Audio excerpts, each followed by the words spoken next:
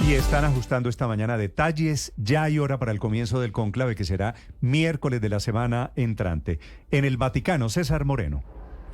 Sí, Néstor, mire, acaba de informar la Santa Sede que este cónclave va a arrancar a las 4:30 de la tarde, hora local, es decir, 9:30 de la mañana, hora colombiana. Esto va a ser el próximo miércoles 7 de mayo con la entrada de los 133 cardenales electores en la Capilla Sixtina del Vaticano.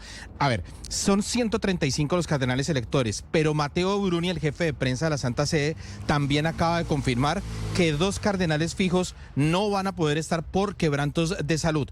Uno va a ser el español Cañizares, el otro no precisó el nombre de quién se trataba, entonces solamente van a estar 133 electores. El lunes próximo van a estar entonces también todos los trabajadores del Vaticano, esto empezando desde el camarlengo hasta el ascensorista, la enfermera, el vigilante, la policía, tomando un juramento de silencio, que son los que van a estar atendiendo a todo el colegio cardenalicio y también a las personas que estén allí cerca de la Capilla Sixtina. Ese juramento de silencio es para que no se vaya a filtrar ningún tipo de información en este cónclave, entonces, que va a elegir al sucesor del Papa Francisco, Néstor. César, gracias por una afortunada coincidencia, o desafortunada tal vez. Está en Bogotá Javier Cercas, que es el escritor. Padre, usted conoce este libro. Claro que sí. El loco de Dios en el fin del mundo, que es un libro escrito cubriendo el viaje del Papa Francisco a Mongolia. Claro que sí. De un hombre, de un gran escritor, distante de las experiencias eclesiales, que ha dicho cosas muy importantes, el escritor Javier Cercas, en torno a lo que significa el Papa Francisco en la vida eclesial. A Javier Cercas lo conocimos por Los soldados de Salamina, por Anatomía de un instante, y ahora escribe, para sorpresa de muchos, un libro sobre el Vaticano. Este libro en Europa ya fue presentado, Enrique.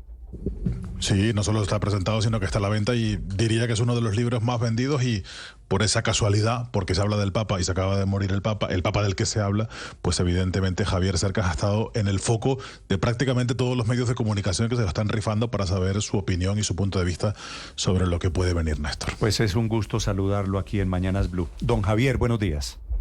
Buenos días, muchas gracias por invitarme a estar aquí. ¿Cómo está usted? ¿Cómo le ha ido en la altura de Bogotá? Bueno, pues la verdad, me ha ido como siempre. Aquí ustedes son de una generosidad desbordante con los escritores, como no se ve en ninguna parte. Yo lo he dicho muchas veces estos días, tú llegas aquí y te sientes como una estrella del rock and roll, así que solo tengo palabras de agradecimiento y de, en fin, no sé muy bien cómo compensarles a ustedes por esta hospitalidad. ¿Me lo dice usted para reciprocar la generosidad con la que lo recibe Bogotá? No, lo digo porque es absolutamente cierto. Desde el primer día que llegué aquí, hace 20 años, a Cartagena de Indias, invitado por García Márquez, que todavía estaba en plena forma o casi, y insisto, yo era un escritor bastante desconocido, pero es que esto lo he comentado con muchos escritores españoles y de otros países. Este es un país aquí hay un entusiasmo por la cultura, como ya en Europa es muy difícil ver, esa es la verdad, porque la damos un poco por descontada. Pues en cambio, en Latinoamérica en general y en Colombia muy en particular, eso es así. Y es un hecho, no es un intento de halagarles, créeme. Me alegra que Bogotá lo esté recibiendo bien. Don Javier, lo he llamado y le he pedido estos minutos para preguntarle básicamente por qué un loco sin Dios, que es como usted se define en este libro, por qué escribió un libro sobre el Papa, sobre un viaje del Papa, sobre el Vaticano. Al final de cuentas, quiere decir sobre Dios en la tierra. La respuesta es muy sencilla y al mismo tiempo es sorprendente, porque lo escribí porque me ofrecieron la posibilidad de escribirlo y porque nadie nunca había tenido la oportunidad de escribirlo. Es así de fácil y así de increíble, ¿verdad? O sea, nadie, a mí, yo lo he contado muchas veces, de hecho lo cuento en el propio libro, yo estaba en el Salón del Libro de Turín, que es un poco la Filbo italiana, ¿verdad? El gran acontecimiento literario, estaba firmando libros después de un evento, mi editora me dijo, hay una persona del Vaticano que quiere hablar contigo. Yo me quedé perplejo. Bueno, fui a ver a esta persona resultó ser Lorenzo Fazzini, que de hecho es un personaje del libro luego, es el director de la editorial del Vaticano, y me dijo, el Papa Francisco, esto era en mayo del año 2023, o sea, hace 2 años ahora. El Papa Francisco viaja a finales de agosto, principios de septiembre a Mongolia, un país de tradición budista con menos de 1.500 católicos, y habíamos pensado que a usted me dijo, podría interesarle viajar con él y nosotros le facilitaríamos el viaje, le abriríamos las puertas del Vaticano, usted podría hablar con quien quisiese, ver lo que quisiese y hacer lo que quisiese, y luego escribir el libro que quisiese. Es decir, con absoluta libertad, sobra decirlo, porque si no, no hubiese aceptado, pues un ensayo, una crónica, una novela, lo que a usted quisiese. Y agregó muy pertinentemente, esto el Vaticano, la Iglesia no lo ha hecho nunca, y por eso imaginamos que a usted le interesaría. Y así de simple, es decir, yo recuerdo que lo primero que le dije ¿A usted le interesó de inmediato? Pero ¿cómo no? ¿Pero a quién no va a interesarle? Es imposible. Hay que estar...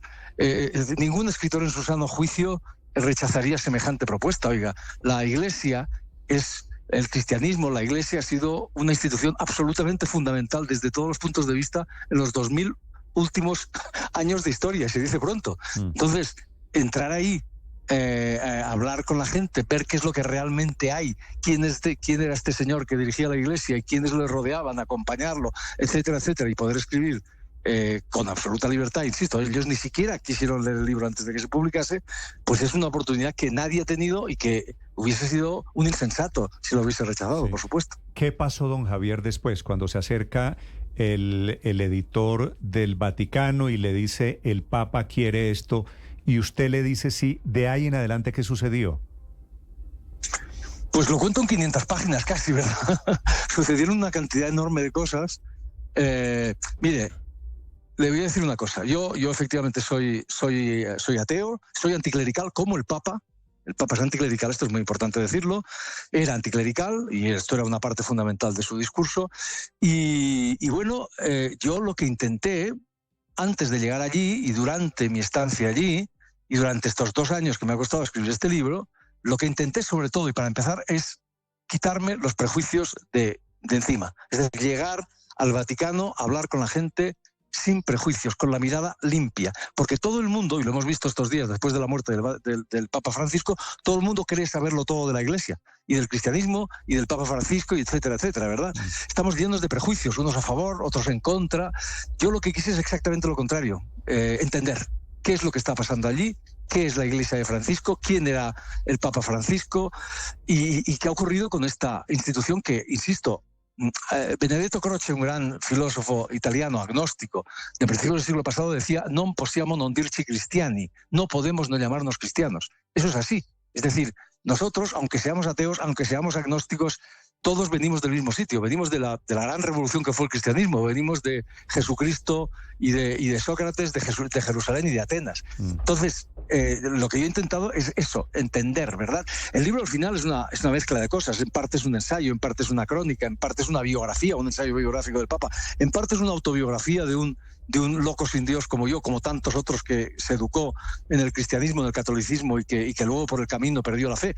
Pero al final es una novela sin ficción, nada de lo que se cuenta ahí está inventado, todo es rigurosamente cierto, pero es una novela porque la novela tiene esta capacidad maravillosa que no tiene ningún otro género de integrar todos los demás géneros y de trascenderlos. Sí, don Javier, aquí conmigo trabaja un señor que se llama Alberto Linero, que fue cura, sacerdote hasta hace cuánto, padre.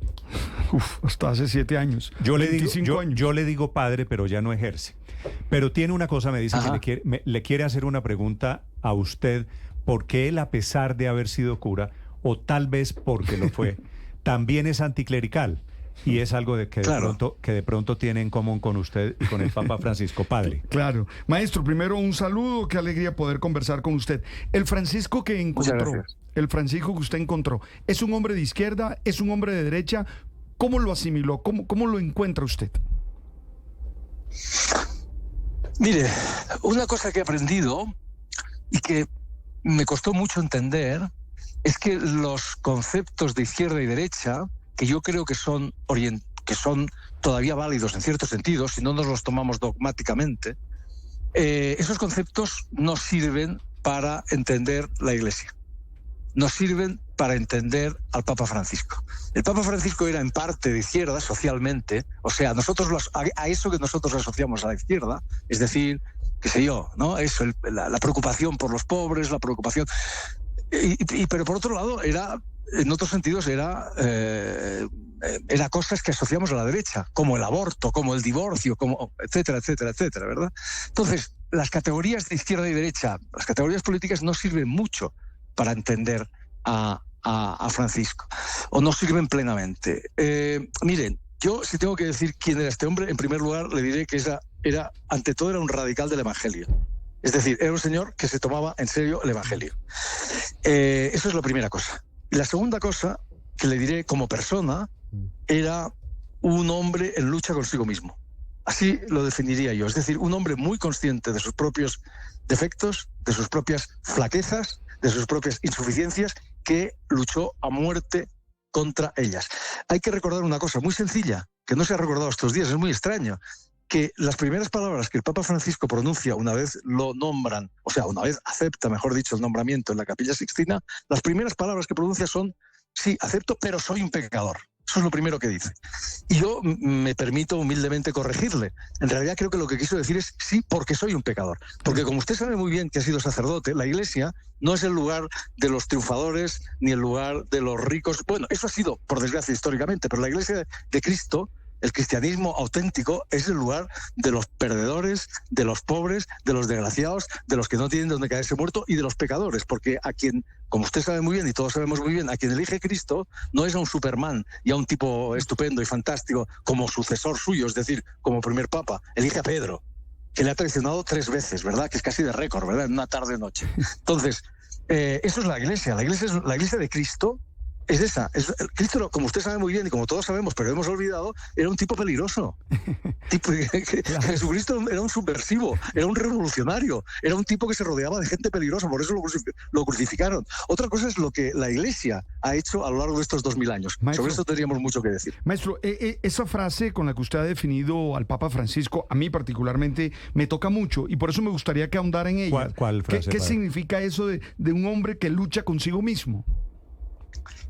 Exactamente lo que he dicho. Mire, los papas, como usted sabe muy bien, se presentaban y eran vistos por los creyentes como semidioses, prácticamente, ¿verdad? Había una especie de papolatría, de una idolatría hacia el papa que era el que lo solucionaba todo, el que...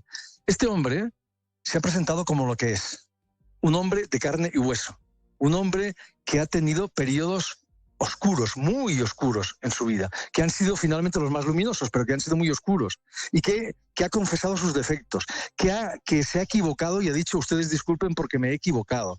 Es decir, insisto, se ha presentado como un hombre de carne y hueso. Es muy sorprendente, por ejemplo, lo ha sido para mí, pero ya lo fue desde el principio en el Vaticano, porque me lo han contado a mí, los cardenales, la gente que estaba por ahí. En este libro yo he tenido la oportunidad extraordinaria de hablar con un montón de gente, desde misioneros hasta prefectos, hasta amigos íntimos del Papa, intelectuales del Papa, etcétera, etcétera. Para mí fue muy sorprendente la primera vez que escuché un discurso suyo que acababa diciendo: rueguen por mí, a la gente que estaba escuchándolo. Y eso lo hizo siempre, desde el primer momento.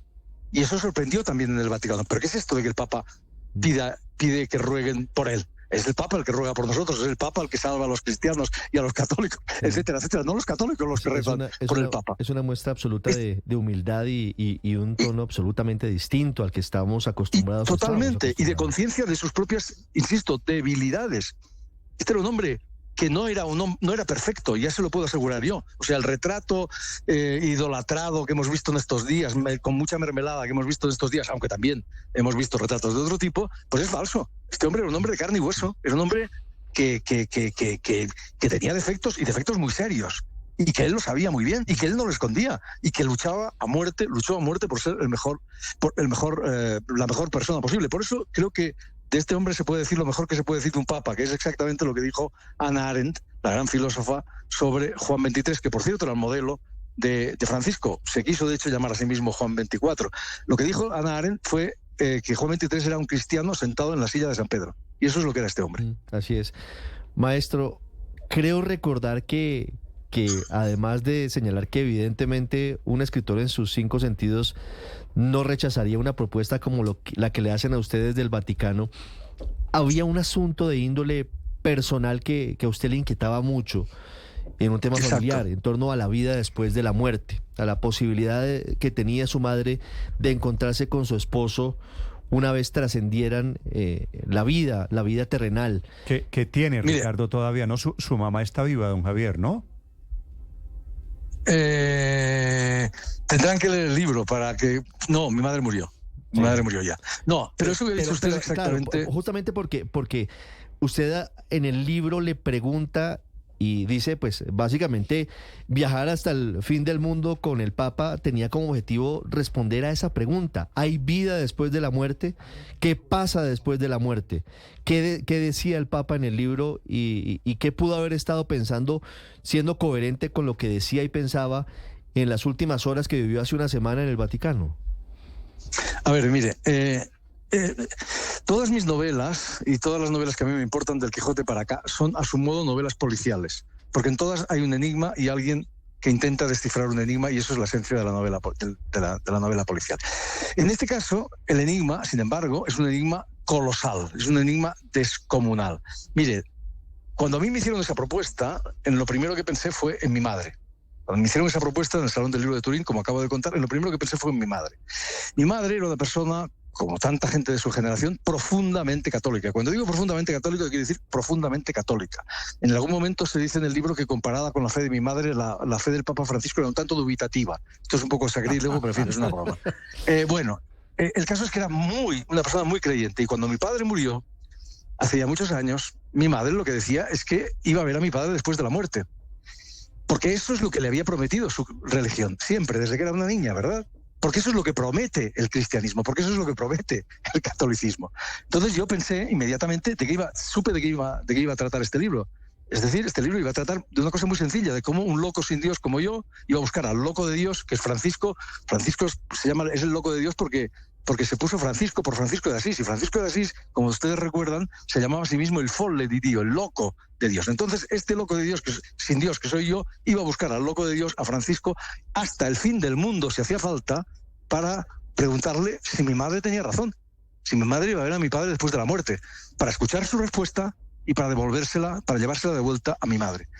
Así que, como digo, el centro de este libro, este es el corazón de este libro. El corazón de este libro es exactamente el mismo que el corazón del cristianismo. Es el enigma fundamental del cristianismo y es, por lo tanto, también el enigma o uno de los enigmas fundamentales de nuestra civilización. Es decir, la resurrección de la carne y la vida eterna. Así es. Ese es el tema de este libro. Don Javier, cuando usted comenzó a escribir el libro, ¿su mamá estaba viva todavía? Sí. ¿Y alcanzó a hablar con ella de lo que le dijo el Papa sobre ese tema? Vamos a ver, sí. Si ustedes llegan al final del libro verán como sí. Es decir, yo puedo decir lo siguiente. Puedo decir que, sí, es que hablé con... Estamos haciendo spoiler. Claro, es que no se puede hacer spoiler, exactamente. Claro que es que esto es muy peligroso. No, pero esta conversación tiene... Yo hago como periodista lo mismo que usted hace como escritor, que es intentar contar una historia y resolver un enigma. Sí, pero permítame. Vamos a ver, yo alcancé a preguntarle eso al Papa. El Papa me respondió. Hay una respuesta del libro, pero yo no se la voy a dar, porque sería como contar quién fue el asesino, ¿verdad? En una novela policial. Y me mataría mi editor y sería una catástrofe. Yo puedo decir que sí, que responde el Papa al final. Puedo decir que, además, ese final gustaría mucho a Aristóteles. Aristóteles decía que los finales ideales eran a la vez inevitables y sorprendentes. Y esto es lo que es exactamente este final. Totalmente inevitable y totalmente sorprendente, absolutamente sorprendente, al menos para mí y para las personas que lo han leído. Y debo de añadir otra cosa. Ese es el primer final del libro, porque luego hay otro final. Y ese otro final, si yo fuera creyente, pensaría que es un milagro. ¿Usted dejó de ser ateo por cuenta de su viaje a Mongolia con el Papa? No. Si dejé de ser ateo. Sí. La respuesta a eso, hay dos respuestas a eso. Una es un comentario que me hace a menudo el editor del Vaticano, que no ha editado este libro, por supuesto, lo han editado mis editores, me dijo: si te conviertes durante este viaje, no lo digas, porque si lo dices no vas a vender un puñetero ejemplar de tu libro. Ahora, al cabo de 4 años, cuando ya has vendido los que tengas que vender, luego escribes un libro sobre tu conversión y vendemos 4 millones de ejemplares. Eso es lo que me dice. Esa es la primera respuesta. La segunda respuesta, que es la auténtica, aunque esa también es auténtica, es la siguiente: no recuperé la fe, porque la fe no es un acto de voluntad. Es decir, como sabe muy bien el sacerdote o el ex sacerdote aquí presente. Es decir, la fe, Claro. yo envidio a gente como mi madre que tenía esa fe, la verdad, o como los visioneros que son locos de Dios en este libro. Esa gente tiene un superpoder, esa es la verdad. Y yo envidio a mi madre, envidio a esta gente y envidio que crean que hay vida más allá de la vida, más allá de la muerte, todo eso lo envidio. Pero yo no puedo decidir, ¿sabe qué? Me voy a convertir porque me sale a cuenta. Eso es imposible. La fe no es un acto de voluntad. Hay un momento en el libro en el que se habla con el cardenal Tolentino, que es un gran poeta. Mis amigos portugueses dicen que es el mejor poeta de la lengua portuguesa, que es el prefecto para la cultura. Y yo le digo al cardenal Tolentino que la fe es como una intuición poética. Y él me dice, sí, estoy de acuerdo. La intuición poética es ver un significado, un sentido donde nadie más lo ve. Eso es la intuición poética, ¿verdad? Eso es lo que cuenta un poeta en un poema. Un sentido donde nadie más lo ve. Luego hablo con el Papa, porque claro que hablo con el Papa, y le digo lo mismo y él me dice, no, en realidad es un don la fe. Y yo creo que ambas cosas son compatibles, que ambas cosas no son contradictorias. En todo caso, tanto la intuición como el don, que creo que en el fondo es lo mismo, no es algo voluntario. Tú lo tienes o no lo tienes. Yo tuve ese don porque me lo dieron mis padres, pero lo perdí. Y cuando lo pierdes, no sé cómo se recupera. Así que sigo siendo ateo. Esa es la realidad. ¿Y en qué momento perdió usted la fe? ¿Se acuerda o por qué razón? Claro, pues esto lo cuento en el libro, sí, por supuesto, lo cuento, porque yo no puedo esconder. En un libro así yo tengo que contar toda la verdad, ¿no? Yo tenía 14 años, me fui de vacaciones a mi pueblo, que estaba a 1000 kilómetros de donde yo vivía, me enamoré como un berraco, que es lo que ocurre cuando tienes 14 años, como un auténtico berraco. Muy bien. Sí, y entonces volví al lugar de donde vivía, a 1000 kilómetros de donde estaba la chica, y yo quería morirme, por supuesto. Quería colgarme del cimborrio de la catedral de Gerona, que era la ciudad donde vivía, y fui a buscar el libro más serio. La situación era muy seria, y fui a buscar el libro más serio que encontré, que resultó ser San Manuel Bueno Mártir, de Miguel de Unamuno, una novelita que cuenta la historia de un sacerdote que ha perdido la fe y que pese a ello sigue predicando a sus feligreses.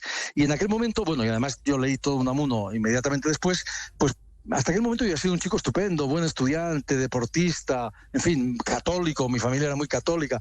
Bueno, pues a partir de aquel momento yo perdí la fe, empecé a fumar, a beber cerveza y entré en una especie de caos mental del cual todavía no he salido hoy. Bueno, esa es la realidad. Es decir, yo a partir de ese momento empecé a leer de una manera distinta. Perdí la fe, empecé a leer ya no por placer, como leía hasta entonces, siempre había leído en toda mi vida, desde que tengo uso de razón, pero empecé a leer de otra manera, empecé a leer en busca de las certezas que había perdido. Ese fue el cambio fundamental. Y empecé a vislumbrar, esto era un error, por supuesto, porque la literatura, la auténtica literatura, no te proporciona certezas, proporciona más preguntas y más interrogantes y más inquietud, pero cuando lo descubrí ya era tarde. En cierto sentido, para mí, la religión y la literatura están unidos, porque la literatura fue una especie de sucedáneo, de sustituto de la religión. Yo soy escritor porque perdí la fe. Señor Cercas, en su libro, lo tengo aquí delante, en un capítulo que dice martes 29 de agosto, habla usted de la curia del Vaticano. Dice con algo de ironía que usted pensaba que estaba básicamente integrada por clérigos blasfemos que en antiguas catacumbas iluminadas se entregan a misas negras, ritos satánicos y orgías con valquirias nazis. Lo dice como... Claro, el cliché puro. Con algo de ironía y con un cliché. Pero quiero preguntarle, conociendo usted como ha conocido ahora, no solo al Papa, sino a quienes rodean al Papa, que en realidad es esa curia vaticana, ese mundo que despierta tanto misterio y tanto interés, evidentemente esa no era su imagen, pero ¿qué imagen se ha hecho de esa gente que está alrededor del Papa, del poder que tienen y de la capacidad que tienen para influir o para, de alguna manera, conducir el destino de la Iglesia? Bueno, el libro trata de eso, ¿no? Me he hecho una imagen compleja, porque son gente... Desde luego, mire, todos los clichés... en realidad, este libro es un libro lleno de risas, lleno de sentido del humor. Yo no concibo la literatura sin humor. Entonces, todos esos clichés que usted ha mencionado, porque se cuentan en el libro, son falsos. Son tonterías de novelitas baratas y de peliculitas baratas y tal. Lo que te encuentras en el Vaticano, lo que yo me he encontrado en el Vaticano, es al mismo tiempo muy sorprendente y muy común. Porque la gente que estaba allí, la que yo he conocido, es decir, es verdad que también Bergoglio acabó creando una curia a su medida, es decir, un poco como él, era gente en general común y corriente, muy valiosa, mucha de ella, o sea, gente muy inteligente, muy culturalmente muy en fin, muy preparada. Mire, piensen solamente, les pongo un ejemplo nada más. La persona que tuvo la idea, yo no he preguntado por qué me eligieron a mí, de todos los miles de escritores ateos en el mundo, por qué me eligieron a mí. Esa es la única pregunta que no he hecho. Pero sí que la persona que tuvo la idea es, se llama, vaya, ahora he olvidado su nombre. Bueno, es igual, es el prefecto de Cultura, que es un periodista, el prefecto para la comunicación, que se llama, me saldrá su nombre, es igual, da lo mismo. El caso es que estoy es un periodista. Estoy buscándolo aquí, ya espero dar. Sí, Paolo Ruffini se llama. Paolo Ruffini es un periodista muy conocido en Italia, es uno de los periodistas más prestigiosos en Italia, que ha estado por todas partes, en grandes medios de comunicación, y que era el enemigo número uno de Berlusconi, de Silvio Berlusconi, porque Ruffini dirigía Rai 3, que era la tercera cadena de la RAI, que siempre había estado en manos del Partido Comunista. Es decir, una persona muy progresista, una persona muy culta y muy valiosa. Entonces, lo que yo me he encontrado allí es gente, desde luego de todo tipo, pero gente que te podrías encontrar en otros trabajos, y al mismo tiempo sí, gente muy valiosa, muy inteligente, con una visión muy progresista del mundo, y de todo tipo. Es decir, ya digo, desde el amigo íntimo del Papa hasta el intelectual de cabecera del Papa, que era un jesuita, que es el que le hace la primera entrevista y que luego está muy próximo a él, pasando por el, qué sé yo, el prefecto para la Congregación de la Doctrina de la Fe, o sea, el antiguo Santo Oficio, la antigua Inquisición, que era un hombre que estaba perseguido por el Santo Oficio, y era un hombre muy singular. Lo que yo me he encontrado es eso. También he hablado con algunas mujeres con altos cargos en el Vaticano. Lo que me he encontrado es eso, al mismo tiempo gente que nunca pensarías que están en el Vaticano y gente que te podrías encontrar en cualquier otro sitio. Esa es la verdad, esa es la realidad del Vaticano. Ni me he encontrado misas negras, ni orgías con valquirias nazis, ni nada de esto. Esa es la verdad. Me da la impresión de que si usted no se ha convertido, ha dado un paso de todas formas hacia allá, que estaba pensándolo aquí en voz baja. Javier, le quiero hacer una pregunta final. Tengo entendido, me están informando, que usted va para Buenos Aires, va para la Feria del Libro. Sí. Sí, exactamente. Esta tarde salgo para allá. Le voy a anticipar una pregunta que se la van a hacer mucho en Argentina. ¿Por qué, conociendo al Papa como usted lo conoció, en la intimidad en que lo conoció, por qué el Papa nunca quiso ir a Argentina? Esto está muy claro y no tiene ningún secreto, ¿eh? El Papa ha eludido ir a los grandes países católicos. El Papa ha preferido en sus viajes ir a lo que él llama la periferia, a los lugares extremos, como Mongolia. Nunca estuvo en España, por ejemplo. Colombia es el gran país católico. Pero Colombia es un gran país católico. Y estuvo en Colombia. Bueno, pues esa es una excepción. Esa es una excepción. Él tendría sus motivos, etcétera. En general, el Papa no ha ido a los grandes países católicos, ha ido, pues eso, a África, a países... Bueno, el ejemplo de Mongolia es perfecto, menos de 1.500 católicos. Él tenía esta visión de la periferia, es decir, de que la salud de la Iglesia estaba en la periferia. La ambición fundamental de el Papa Francisco ha sido, en mi opinión, la ambición fundamental de la Iglesia no cumplida desde Vaticano II. Es decir, el retorno a la Iglesia primitiva. Esa es la gran ambición de Francisco. Esa es la gran, entre comillas, revolución que ha intentado Francisco. ¿Lo ha conseguido? Por supuesto que no. Aquí está el sacerdote que me puede decir, me puede corregir si me equivoco, pero esa es la real ambición de la Iglesia, esa es la real ambición, ha sido la real ambición de Francisco, y no lo ha conseguido porque para que la Iglesia vuelva al cristianismo de Cristo, tiene que haber, no sé, 55 papas como este, como mínimo. Porque la historia de la Iglesia ha sido la historia, en mi opinión, de una perversión del cristianismo. Y para volver al cristianismo de Cristo hacen falta muchos papas como este. Este papa no se ha quedado a la mitad, como dicen, de su revolución. Se ha quedado en un 5%, porque era imposible, en mi opinión, más. Él probablemente hubiese querido llegar muchísimo más arriba, muchísimo más allá. Pero ha sido imposible. Entonces, yo creo que era imposible. Era imposible sin provocar enormes trastornos en la Iglesia. Es decir, la oposición que ha tenido este papa a las pequeñas reformas que ha llevado a cabo ha sido brutal, ha sido enorme. Vamos a ver qué pasa con el siguiente.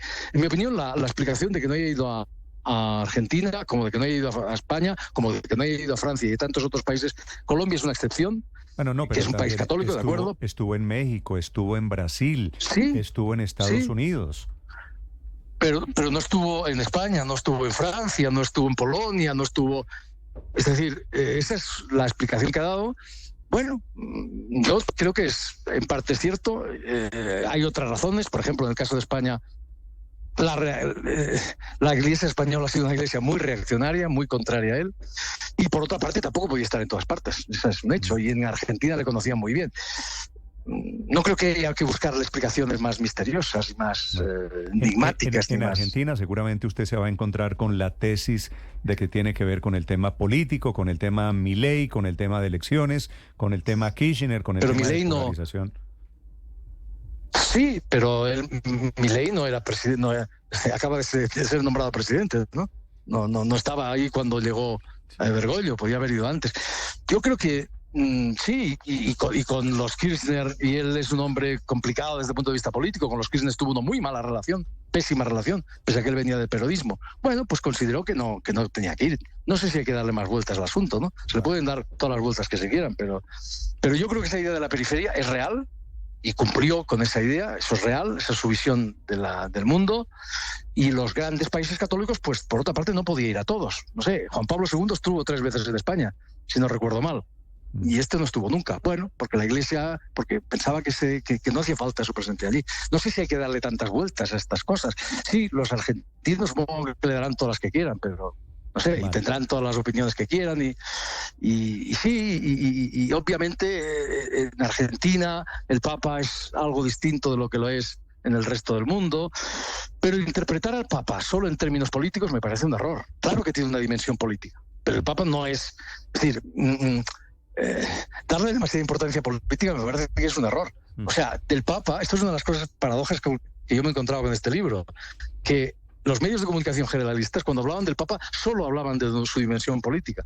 Y todos sus gestos los interpretaban en términos políticos. Todo. Si viajaba, si no viajaba, si decía, si no decía, si hablaba de la inmigración, de Ucrania.